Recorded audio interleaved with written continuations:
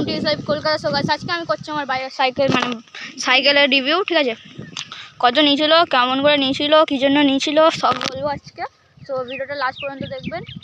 আর হ্যাঁ গাইস, সাইকেলের লিঙ্ক ডেসক্রিপশানে পেয়ে যাবেন। সাইকেল, ঠিক আছে? দেখুন আমি মানে আমার বন্ধুর সাইকেল, ভালো সাইকেল।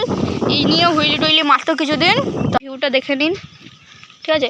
তারপরে দেখুন আমাদের ফ্রেম, এটা হচ্ছে অ্যাভনের ইকো, নিয়েছিল 9,900 টাকা। আর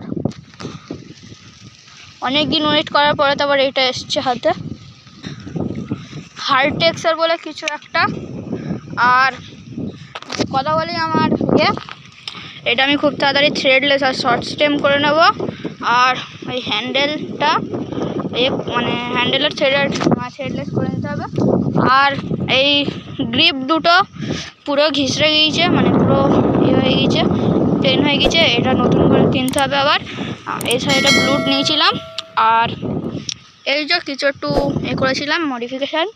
আর এইদিকে সীমানোর 7 স্পিড, যেটা এই যে। আর ওইদিকে 3 স্পিড, যেটা এই যে। আর এইদিকে টায়ারটাও পুরো করতে হবে, দেখুন পুরো গরম হয়ে গেছে।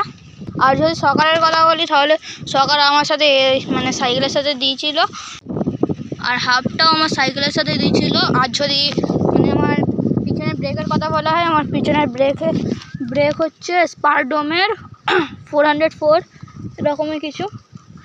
হ্যাঁ, এইগুলোই আমি ইউজ করি।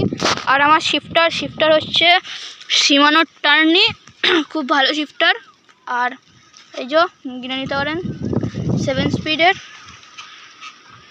এইদিকে সব ঠিকই আছে, বাকি সব ওই আমার এই রিমটা মানে ডবলে মানে ওয়াজির দ্বারা মানে সব বড় বড় সাইকেল স্টান্ট রাইডাররা সেইগুলো ইউজ করে, ওইগুলোই আমারও। এইটা সাইকেলের সাথে দিয়েছিল, কিন্তু 200 টাকা এক্সট্রা নিয়েছিল, ওইটা অন্য ব্যাপার।